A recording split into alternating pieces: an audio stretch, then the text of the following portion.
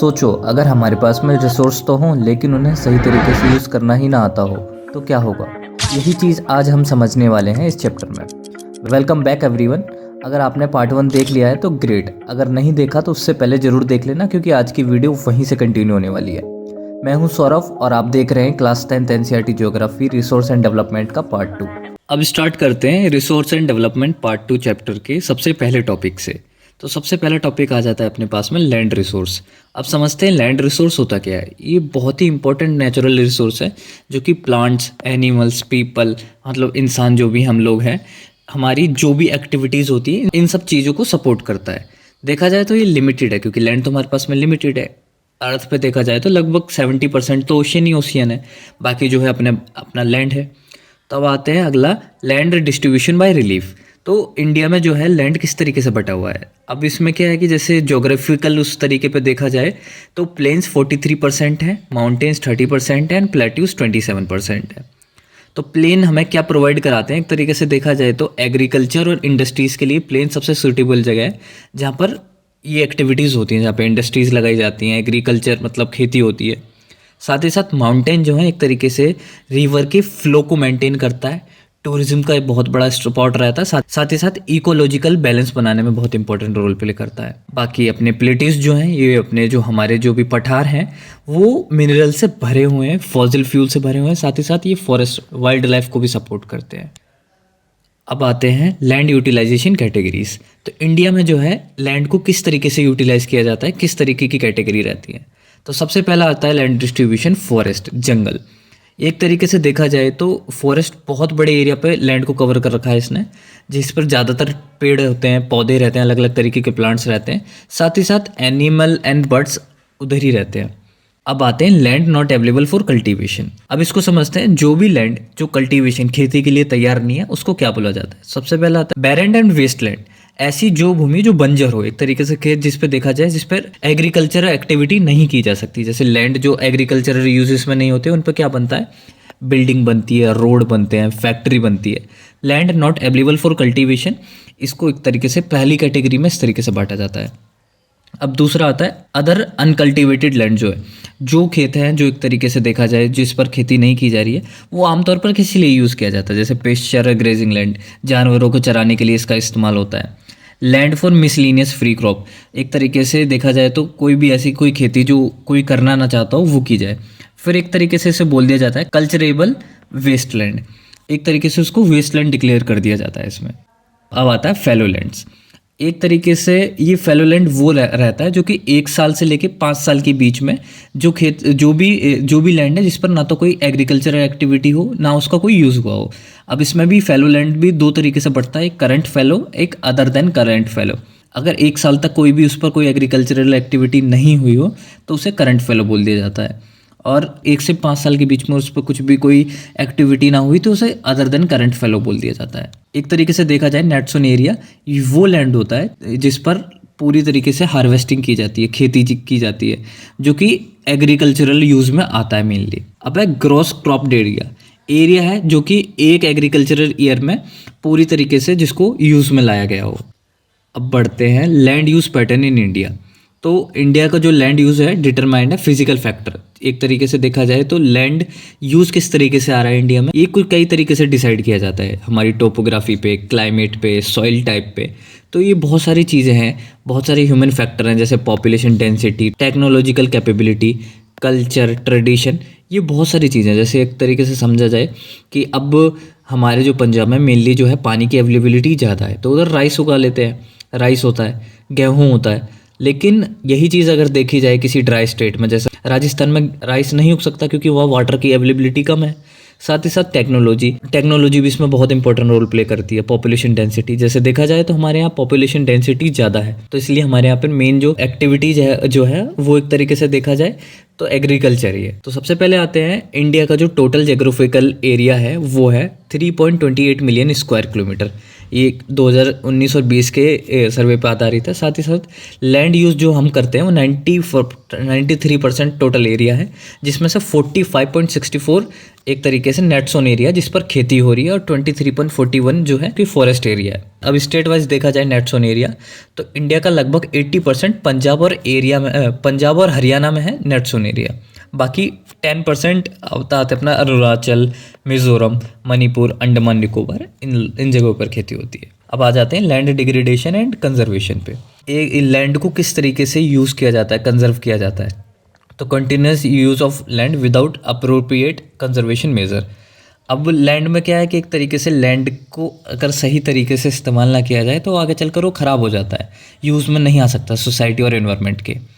तो लैंड को एक तरीके से लैंड डिग्रेडेशन में सबसे मेन चीज़ क्या है जो आमतौर पर जो इस समय लैंड को अफेक्ट कर रही है वो होती है, वो एक्टिविटीज़ कुछ ह्यूमन से रिलेटेड ही होती हैं, जैसे डिफॉरेस्टेशन है, ओवर ग्रेजिंग है, ओवर इरिगेशन है, माइनिंग एंड क्वेरिंग है, इंडस्ट्रियल एक्टिविटीज़ है। तो इस वजह से जो है ये लैंड जो है ख़राब हो चुका है, धरती जो यूज़ में हमारे आ रही है वो ख़त्म हो चुकी है। तो इस वजह से ये प्रॉब्लम आती है। तो अब इसके कंजर्वेशन मेजर्स पढ़ते हैं। अब ह्यूमन एक्टिविटीज़ की वजह से लैंड डिग्रेडेशन हुआ, तो एक तरीके से देखा जाए तो अब सब डिफॉरेस्टेशन कर रहे थे, सबसे पहली चीज़, सबसे बड़ा पहला रीज़न था। तो डिफॉरेस्टेशन का सबसे पहला उपाय है अफॉरेस्टेशन। तो मतलब जितना हो सके प्रॉपर मैनेजमेंट तो ग्रेजिंग का करते हैं, साथ ही साथ जितना हो सके ज़्यादा से ज़्यादा जंगलों को कंजर्व करें और जंगल बनाएं। साथ ही साथ है प्लांटिंग शेल्टर बेल्ट्स, एक तरीके से प्लांट्स के लिए शेल्टर बेल्ट्स बनाएं, मतलब जो भी प्लांटिंग है, जो भी एरिया है, एरिया को वेस्ट ना जाने दें, सब हर जगह वो लगाएं। फिर है ओवर ग्रेजिंग को कंट्रोल में करें, जो भी ज़रूरत से ज़्यादा पशु चराते हैं उसको कंट्रोल में किया जाए। फिर आ जाता है proper management of wasteland. Wasteland का मैनेजमेंट सही तरीके से किया जाए। अब क्या करते हैं लोग कि अब क्या होता है कि जैसे कोई जंगल है खाली, तो जंगल के ऊपर इंडस्ट्रीज, जंगल को काट के इंडस्ट्रीज़ लगा लिया। लेकिन अगर वही चीज़ हम किसी वेस्टलैंड पे जो एग्रीकल्चरल यूज़ में नहीं है, या फिर कोई वेस्टलैंड है जिस पर जंगल नहीं है, अगर वही चीज़ हम उसके ऊपर करें, ये तो प्रॉपर सही यूज़ हो जाएगा वेस्टलैंड का। अब है control of mining activities. Mining activities को एक तरीके से कंट्रोल में रखा जाए। अगर माइनिंग कर भी रहे हैं तो मेन चीज़ क्या है कि सबसे पहली चीज़ है माइनिंग के टाइम पे फॉरेस्ट को काट दिया जाता है। साथ ही साथ जो भी इंपॉर्टेंट रिसोर्स मिनरल्स रहते हैं वो निकाल लेते हैं, बाकी वेस्ट जो है वो वहीं छोड़ देते हैं। तो एक तरीके से इस सब चीज़ को कंट्रोल में किया जाए। अब बढ़ते हैं अपने नेक्स्ट टॉपिक पर। अब आता है सबसे पहला सॉइल एज अ रिसोर्स। तो एक तरीके से सॉइल भी बहुत वाइटल, बहुत इंपॉर्टेंट रिन्यूएबल रिसोर्स है जो कि प्लांट की ग्रोथ, लिविंग ऑर्गेनिज्म, इन सब चीज़ों को सपोर्ट करती है। इसको बनने में मिलियंस ऑफ ईयर्स लगते हैं। एक तरीके से देखा जाए तो जो सॉइल होती है एग्रीकल्चर में ये बहुत इंपॉर्टेंट है। साथ ही साथ बहुत सारी चीज़ें, जैसे बहुत सारे जो लिविंग बींग्स हैं इनका घर भी सॉइल ही है, जैसे सांप हुआ, ये जो जानवर रहते हैं ये मिट्टी में ही तो रहते हैं सारी चीज़ें। तो अब समझते हैं सॉइल के फॉर्मेशन में इंपॉर्टेंट फैक्टर्स क्या क्या हैं। सबसे पहला है टोपोग्राफी एंड स्लोप। एक तरीके से ज्योग्राफिकल पर्सपेक्टिव में देखा जाए तो एक तरीके से अगर कोई मिट्टी एक जगह पर इकट्ठा है तभी तो वो फर्टाइल बनेगी, तभी तो वो उपजाऊ बनेगी, तभी वो एग्रीकल्चरल यूज़ में या फिर किसी भी और चीज़ के यूज़ में आ सकती है। लेकिन स्लोप पर क्या होगा कि मिट्टी जो है एक जगह रुकेगी नहीं, एक ढलान पर गिरती रहेगी, तो एक तरीके से वो कमी जम नहीं पाएगी और एक तरीके से वो वेस्ट होगी। साथ ही साथ वेजिटेशन, तो फसल बहुत इंपॉर्टेंट है, जैसे हरी पत्तियां हैं, ये सारी चीज़ें मिलकर मिट्टी को ह्यूमस बनाते हैं, फर्टिलिटी के लिए बहुत इंपॉर्टेंट है। फिर आता है क्लाइमेट, टेम्परेचर एंड रेनफॉल। तो ये टेम्परेचर भी बहुत इंपॉर्टेंट करता है। जैसे एक्सेसिव रेनफॉल हो जाएगा तो मिट्टी जो है एक तरीके से देखा जाए तो लेस फर्टाइल हो जाएगी, बह जाएगी, साथ ही साथ रुकेगी नहीं। अगर रेनफॉल बिल्कुल कम भी होगा तो एक तरीके से देखा जाए तो मिट्टी बंजर हो जाएगी। इन दोनों का, इसका भी एक तरीके से बैलेंस बहुत ज़रूरी है, टेम्परेचर का, रेनफॉल का, क्लाइमेट का। फिर आता है parental rock and bed rock. ये जो पेरेंटल बेड रॉक रहती हैं, एक तरीके से समझा जाए मिट्टी जो है ये पत्थरों से तो बनती है, पत्थर टूट के चूरा बनते हैं, फिर उसके बाद उससे मिट्टी बनती है। तो ये भी बहुत इंपॉर्टेंट रोल प्ले करते हैं सब चीज़ में, सॉइल के फॉर्मेशन में। अब आते हैं अपने नेक्स्ट टॉपिक सॉइल प्रोफाइल पर। तो उसमें सॉइल की मेन 4 लेयर्स होती हैं। पहली होती है top soil, sub soil, substratum soil, और ये parent bed rock, unweathered parent bed rock भी बोल दिया जाता है इसको। ये अपर सॉइल जो रहती है, इस पर पेड़ पौधे जो भी हैं इन सब के लिए ये मिनरल से भरी हुई रहती है और देखा जाता है ये ज़्यादा ह्यूमस रहती है। सेकंड वाली ये लेस ह्यूमस रहती है और सैंड, सिल्ट, क्ले जैसी चीज़ों को गैदर्ड करके रखती है। ये सबस्ट्रेटम सॉइल लेयर जो है, इस वाली लेयर में क्या होते हैं, ये पत्थर के बड़े बड़े टुकड़े रहते हैं जो धीरे धीरे महीन हो के ये मिट्टी बनाते हैं, सॉइल को बनाते हैं। फिर आ जाता है ये अनवेदर्ड पेरेंट रॉक। तो ये देखा जाए तो एक इन सारी जो बाकी की जो 3 रिसोर्सेज हैं इनका ये बेस माना जाता है। ये इन्हीं सारी चीज़ों को जमा कर रखता है, मिट्टी को जमा कर रखने में ये बहुत इंपॉर्टेंट रोल प्ले करता है। अब बढ़ते हैं नेक्स्ट टॉपिक पर अपने पे, classification of soils in India. India में किस किस तरीके की मिट्टी पाई जाती है। अब हम जानते हैं कि इंडिया जो है डाइवर्स रिलीफ क्लाइमेट और वेजिटेशन का देश है। इसमें बहुत सारी तरीके की चीज़ें हैं, अलग अलग मौसम है, अलग अलग ज्योग्राफी है। तो अब समझते हैं सॉइल किस तरीके की रहती है, उनके कलर, टेक्सचर और एज की प्रॉपर्टीज़ के हिसाब से। सबसे पहले आती है एल्यूवियल सॉइल। ये जो सॉइल है जो मेनली जो है northern place, Rajasthan, Gujarat corridor में फैली हुई है।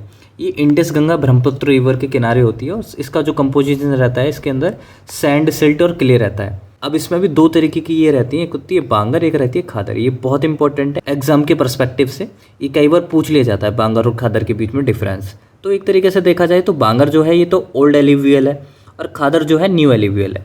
जो बांगा है इसके अंदर कंकर नोड्यूल्स कंसंट्रेशन ज़्यादा रहता है, लेकिन जो खादर जो है ये बहुत ही फाइन पार्टिकल्स में रहता है और ये ज़्यादा फर्टाइल रहती है, ये ज़्यादा उपजाऊ है।